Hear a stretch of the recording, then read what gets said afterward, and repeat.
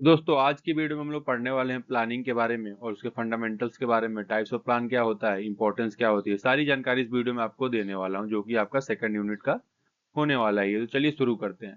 Planning is the process of setting goal, developing strategy and outlining task and schedule to achieve the desired outcome. It involves deciding in advance what to do, how to do it and who will be responsible for it. Planning एक ऐसा process है जिसमें हम क्या करते हैं, advance में अपने गोल को सेट करते हैं और ये डिसाइड करते हैं कि कौन करेगा काम को, कैसे करेगा काम को, कब तक करेगा काम को। ठीक है। तो planning is a process of setting goal and developing strategy. Planning एक ऐसा प्रोसेस है जो कि हम एडवांस में, हम क्या मतलब, कोई भी कंपनी हो या फिर कोई इंडिविजुअल हो जो सेट करता है फ्यूचर में अचीव करने के लिए, और उसमें ये भी डिसाइड करता है कि उस काम को कैसे करना है, कब करना है और कौन करेगा। ठीक है दोस्तों, इसके कुछ इंपॉर्टेंस भी हैं। इंपॉर्टेंस क्या है? Provide direction and focus. अगर हम पहले से ही प्लान करके चलेंगे कि हमको हमारा 5 यूनिट प्रोडक्शन करना है, तो हमको एक डायरेक्शन दे देगा कि हमको 5 यूनिट प्रोडक्शन करने के लिए क्या क्या कैसे कैसे करना है। Minimise uncertainty by accepting changes and challenges. अगर हम हर चीज के लिए पहले से प्लान बना के चलेंगे तो कोई अनसर्टेनिटी वगैरह आ जाती है तो उसको हम इजीली अडेप्ट कर पाएंगे और उसको एलिमिनेट कर पाएंगे अपने प्लान के थ्रू। Optimise the use of resources. जो रिसोर्सेज हम उसका अच्छे से यूटिलाइजेशन कर पाएंगे अगर हमारा प्लानिंग होगा तो, कि हमको ये चीज ऐसे ऐसे करना है। विदाउट प्लान करेंगे तो वेस्टेज होगा हमारे रिसोर्सेज का। ठीक है। Facilitate decision making by setting clear objective and guidelines.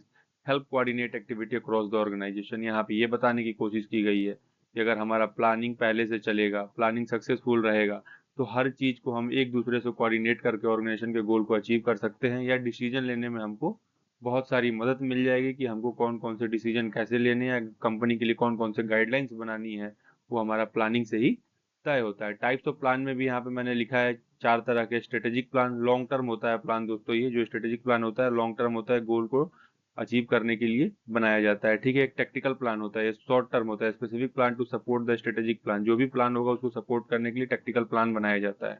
ठीक है।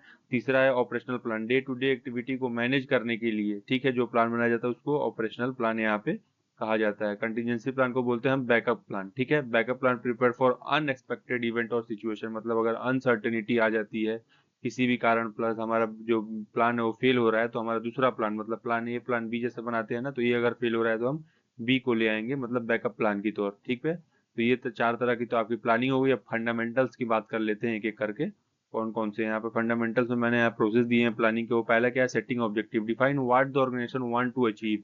पहले हमको तो ये अपना ऑब्जेक्टिव है उसी को सेट करना है। हमको ये डिफाइन करना है कि ऑर्गेनाइजेशन को क्या चाहिए, क्या अचीव करना है। ठीक है।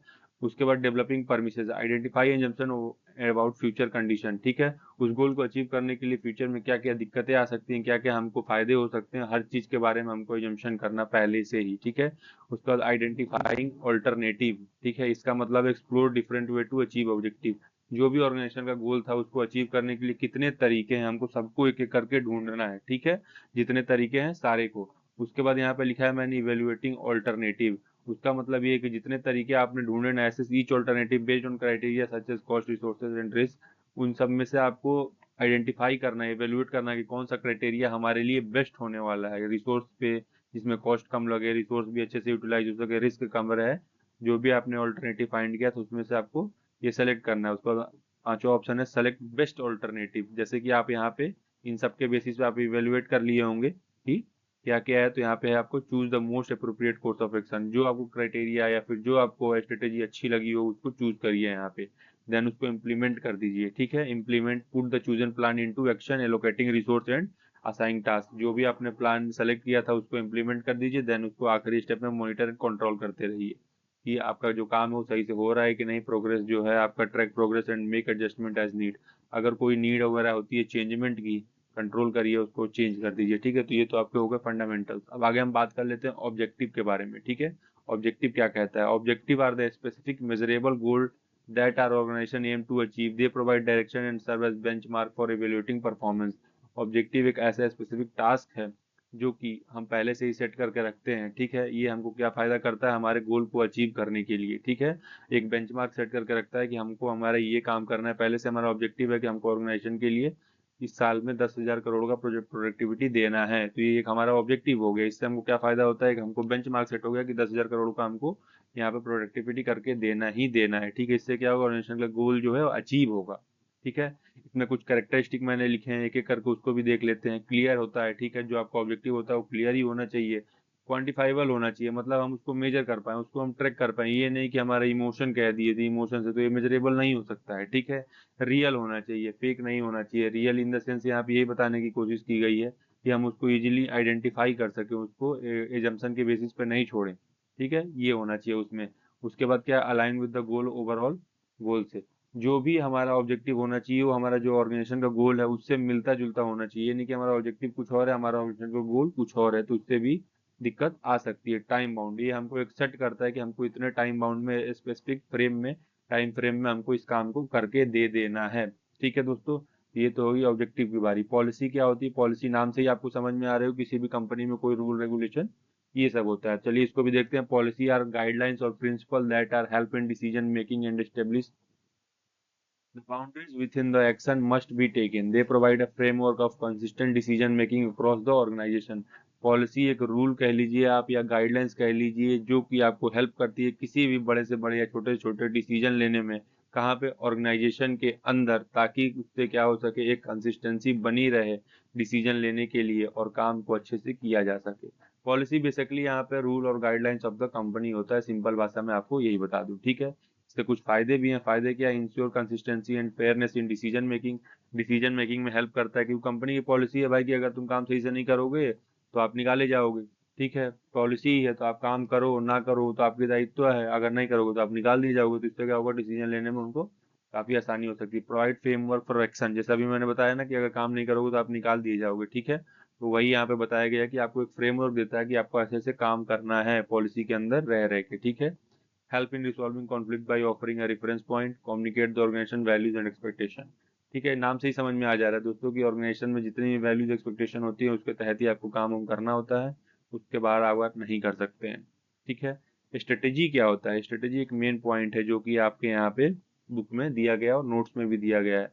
A strategy a comprehensive plan that outline how to organization will achieve its objective। यहाँ पे ये बताने की कोशिश की गई है दोस्तों कि जो भी किसी भी कंपनी का ऑब्जेक्टिव होता है उसको हम कैसे पूरा करेंगे, ये हमारा स्ट्रेटेजी बताता है।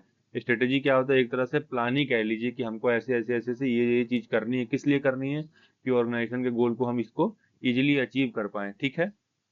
यहाँ पे मैंने ये भी लिखा, it involves analysing the environment, setting long term goal and determining the best action to reach the goal.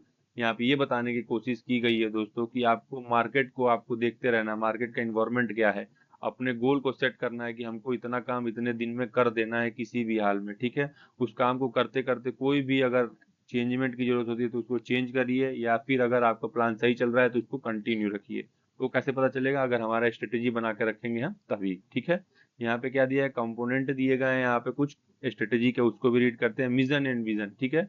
यहाँ पे दिया organisational purpose and long term aspirants. यहाँ पे ये बताया गया है कि हम स्ट्रेटेजी किस लिए बनाते हैं, कि हमारा एक मिशन क्या है, हमारा विजन क्या है, इसलिए वजह से हम लोग यहाँ पे एक स्ट्रेटेजी बनाते हैं, ठीक है। Environmental analysis, understanding external and internal factor that can impact the organisation, ठीक है। हमको ये मैं आपको पहले ही बताया कि मार्केट को हमको एनालाइज करने रहते चाहिए, एक्सटर्नल हो या इंटरनल हो, उससे क्या होगा, हमारा एक बहुत बड़ा इम्पैक्ट पड़ता है ऑर्गेनाइजेशन पे, ठीक है। मार्केट के अकॉर्डिंग अगर हम नहीं चलेंगे तो बहुत चांसेस है कि हम पीछे भी रह जाएंगे, बहुत चांसेस है कि हम आगे भी रह जाएंगे, ठीक है। Goal setting, defining specific objective data strategy aim to achieve. अगर आपका जो गोल है वो अगर सेट रहेगा तो हम उसी के मुताबिक स्ट्रेटेजी बनाएंगे ताकि हम उसको इजिली अचीव कर पाए, ठीक है दोस्तों। तो ये हो गया स्ट्रेटेजी की बात। आगे हम बात कर लेते हैं फोरकास्टिंग की। फोरकास्टिंग होता क्या है, फोरकास्ट मतलब फ्यूचर के लिए हम एजम्पशन बनाते हैं अपने मन में, फोरकास्ट करते हैं कि ये भी हो सकता है, ऐसे भी हो सकता है, वो भी हो सकता है, ठीक है। इसको देखते हैं कि ये क्या कह रहा है। Forecasting is the process of predicting future condition and trend based on the past data. यहाँ पे ये बताया गया है कि एक ऐसा प्रोसेस है जिसमें हम फ्यूचर को प्रिडिक्ट करते हैं, किस बेसिस पे, पास्ट डाटा के हिसाब से और पास्ट एनालिसिस के हिसाब से। दो तरह का होता है यहाँ पे, क्वालिटेटिव और quantitative. Based on expert opinion and judgement हो जाएगा आपका क्वालिटेटिव, ठीक है। इसमें डेल्फी मेथड भी है, डेल्फी मेथड अगर आपको पढ़ना होगा तो आप बताइएगा, हम आपको इजिली वे में पढ़ा देंगे, ठीक है। क्वांटिटेटिव मेथड में क्या होता है, न्यूमेरिकल डाटा के बेसिस पे यहाँ पे किया जाता है, ठीक है। ये दो तरह के यहाँ फोरकास्टिंग मेथड से। इंपॉर्टेंट क्या होता है, provide insight into future trend, मतलब पहले से आपको पता चल जाता है, आप प्रेडिक्ट कर लेते हैं अगर सही से कि फ्यूचर में क्या क्या ट्रेंड होने वाला है या क्या क्या आपके में रिस्क आने वाली है, ठीक है। डिसीजन लेने में हेल्प कर देगा, अगर आपको पहले से पता रहेगा कि हमको ऐसे ऐसे करना है, तो और स्ट्रेटेजी बनाने में भी हेल्प करेगा, और जो हमारे रिसोर्सेस होंगे उसको हम इजिली यूटिलाइज कर पाएंगे और अपने फ्यूचर नीड्स के लिए, ठीक है। अगला और आखिरी यहाँ पे जो दिया गया है दोस्तों, वो दिया गया है decision making. Decision making is the process of selecting the best course of action from multiple alternative to achieve a desired outcome. यहाँ पे ये बताने की कोशिश की गई डिसीजन मेकिंग ऐसा प्रोसेस है जिसमें हम एक बेस्ट कोर्स ऑफ एक्शन को सेलेक्ट करते हैं बहुत सारे कोर्स ऑफ एक्शन में से, कि हम अपने गोल को अचीव कर पाए। ठीक है, यहाँ पे यही बताया गया है। कुछ यहाँ पे स्टेप्स होते हैं डिसीजन मेकिंग को एक एक करके आप लोग देख लीजिए। पहला, आइडेंटिफाई द प्रॉब्लम। प्रॉब्लम क्या है, हमको किस एरिया में अपने को देखना है। ठीक है, उसके बाद उसके बारे में इंफॉर्मेशन को गैदर करते रहना है। ठीक है, इंफॉर्मेशन गैदर करने के बाद जो पॉसिबल कोर्स ऑफ एक्शन है उसको सेलेक्ट करना है, जितने भी हमारे पास हैं, कि हमारे इस तरीके से ये प्रॉब्लम को हम सॉल्व कर सकते हैं, इस तरीके से हम इस काम को कर सकते हैं। उसके बाद इवेल्युएट करना है, जितने तरीके हम फाइंड किए ना उसको इवेल्युएट करिए कि कौन सा ऑप्शन सही है। हर चीज मायने में, कॉस्ट हो, आपके रिसोर्सेस हो या मैन पावर हो, कि सब में बेटर हमारे लिए कौन सा होगा। जो बेटर होगा उसको नेक्स्ट स्टेप में सेलेक्ट करिए, देन प्लान को इम्प्लीमेंट करिए और उसको मॉनिटर करते रहिए। ये तो हो गई आपकी डिसीजन मेकिंग में यहाँ पे स्टेप्स जो होते हैं। ठीक है, तो दोस्तों होप करता हूँ आपको ये पूरा वीडियो क्लियर हो गया होगा। तो मिलते हैं अगले वीडियो में, तब तक के लिए जय हिंद।